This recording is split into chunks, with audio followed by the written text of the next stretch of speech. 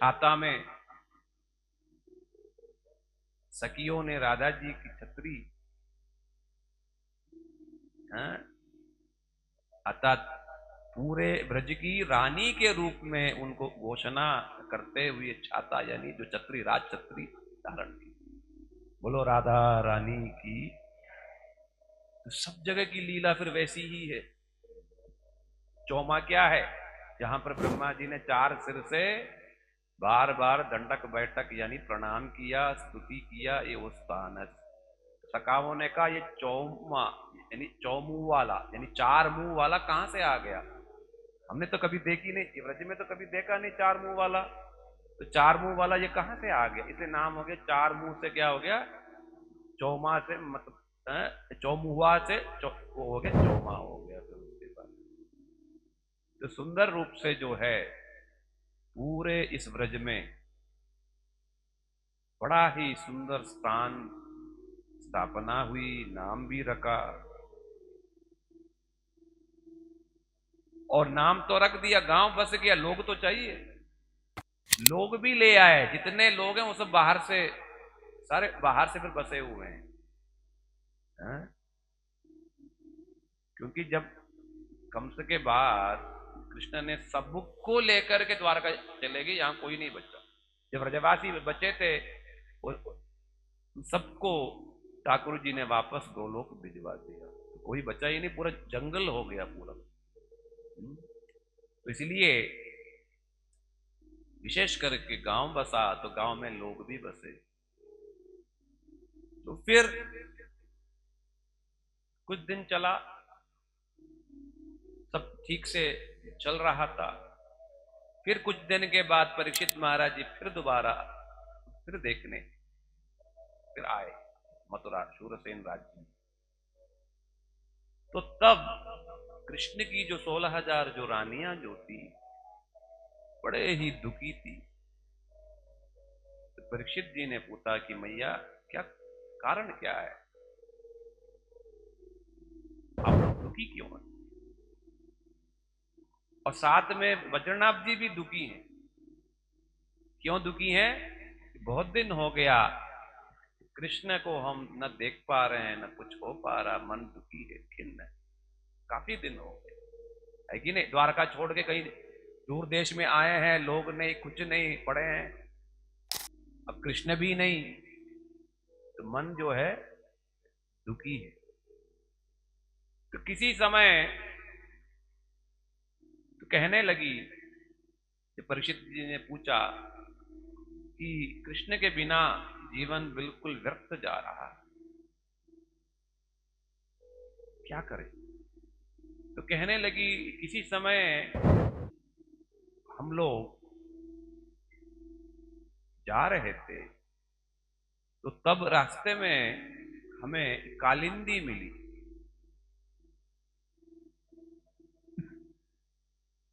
कालिंदी भी कृष्ण की पटरानी। और कालिंदी को देखा तो कालिंदी बहुत प्रसन्न चित्त थी और कालिंदी को देख करके लगा नहीं कि वो दुखी है। तब हम सब लोगों ने कालिंदी से पूछा, है कालिंदी तुम्हारा राज, ये प्रसन्नता का राज क्या है? तुम्हें क्या कृष्ण से विरह नहीं होता है? तुम्हें कृष्ण का याद नहीं आता है? तब कालिंदी ने कहा, अरे कृष्ण कहां गए हैं, यही तो हैं।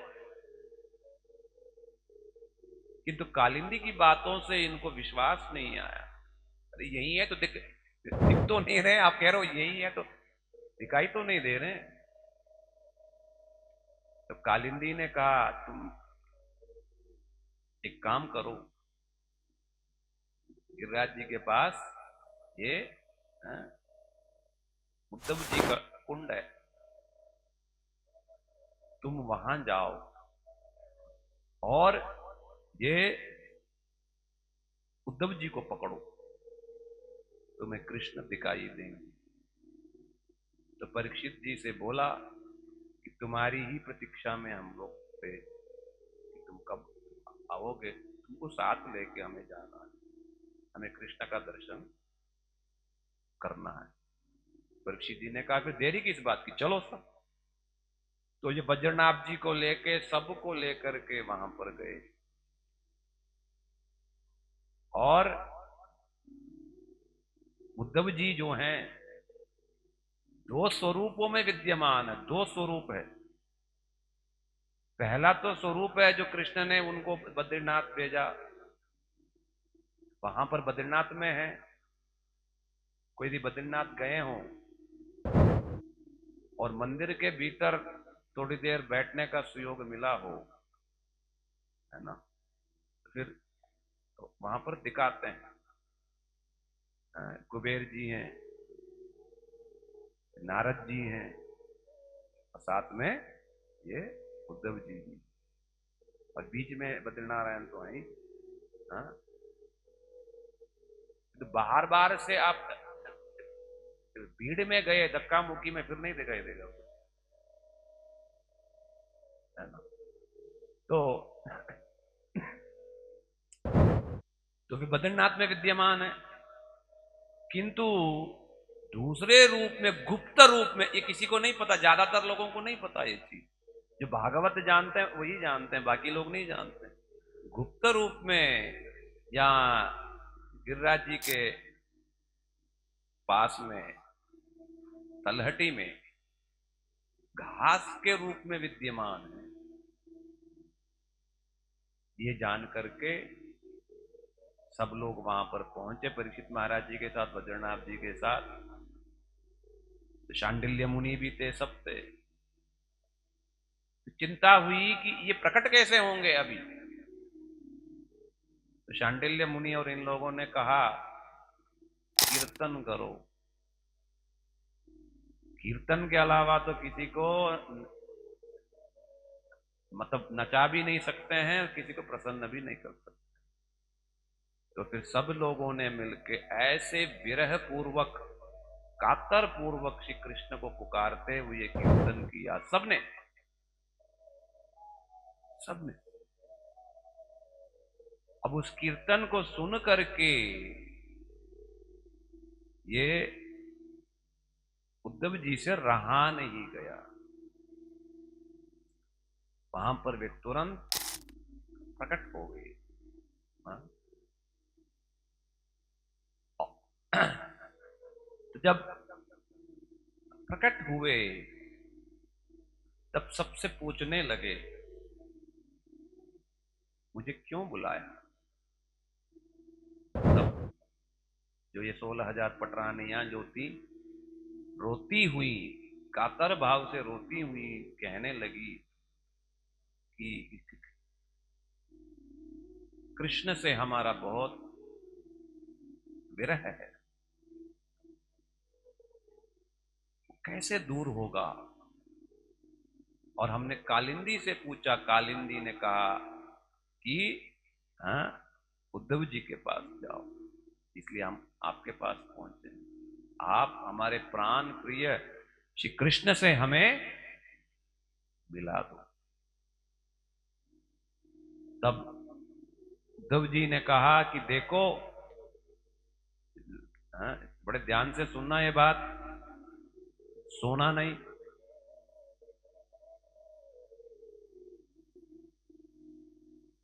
फिर कृष्ण से मिलने का मौका निकल जाएगा। तो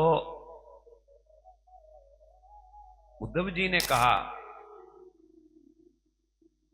कि देखो कृष्ण से मिलना चाहते हो, बोला हाँ। उन्होंने कहा भागवत महापुराण सुनना पड़ेगा। क्या है? भागवत सुनना पड़ेगा। भागवत के बहाने कृष्ण कींचे चले आएंगे। बोलो भागवत महापुराण की। और जो व्यक्ति सो गया तो कृष्ण आए और चले गए, तुमको दिखा नहीं। तो फिर उन्होंने कहा ठीक है, कृष्ण को यदि देखना चाहते हैं तो इसी स्थान पर ही मैं भागवत सुनाऊंगा। सब बड़े प्रसन्न हो गए। आह, क्या बात, बहुत अच्छी बात। सारे ऋषि मुनि सब आए, सब लोग। किंतु तब उस समय उद्धव जी ने परीक्षित जी से कहा कि परीक्षित, तुम अभी वापस लौट जाओ, तुमको फिर दोबारा तुम्हें सुयोग मिलेगा सुनने का, तुम तब तक प्रतीक्षा करो। तो फिलहाल पटरानी और वज्रनाभ जी इन सब लोगों के लिए, तो परीक्षित जी थोड़ा सा व्यतीत हुए, दुखी हुए, किंतु श्रेष्ठ पार्षदों की बात टाल तो नहीं सकते हैं। और वैसे ही हुआ परीक्षित महाराज जी से। परीक्षित महाराज जी को बाद में भागवत सचमुच में ही सुखदेव गोस्वामी पाद जी से सुनने का उनको सौभाग्य प्राप्त हुआ। किंतु यहां पर वज्रनाभ जी और सभी लोग, ऋषि मुनि माताएं, सब लोग बैठ करके जो है भागवत सुने। और भागवत सुनते सुनते सुनते चमत्कार देखा कि कृष्ण की लीला कहते कहते उद्धव जी रोने लगे और कीर्तन नृत्य इत्यादि करने लगे। और उद्धव जी के विरह भाव को देख करके बाकी सब लोग भी वैसे ही कीर्तन नृत्य करने लगे। तो देखते ही देखते उनके सामने कृष्ण से रहा नहीं गया। कृष्ण, राधा रानी, परिकर, गोपियां, सबके सब वहां पर खींचे चले आए, दर्शन दिया। बोलो राधा कृष्ण की जय।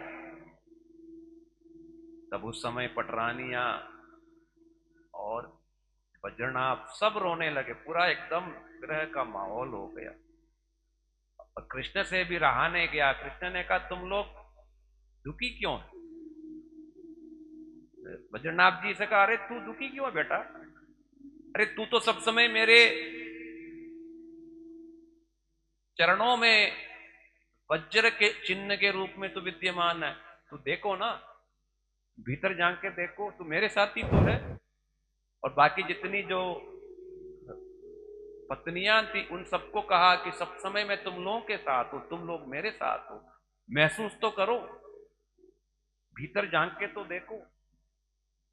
तो कृष्ण ने इस प्रकार से उन सब लोगों को जो है सांत्वना दिया और दे करके सभी लोग संतुष्ट हुए, सब वापस लौटे।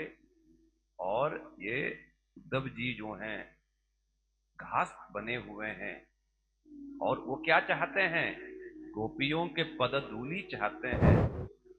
किंतु कब मिलेगा, कब उसका सौभाग्य प्राप्त होगा, मालूम नहीं। यहां पर यही शिक्षा है कि चाहना कोई बुरी चीज नहीं है, कि तो मिलेगा कि नहीं मिलेगा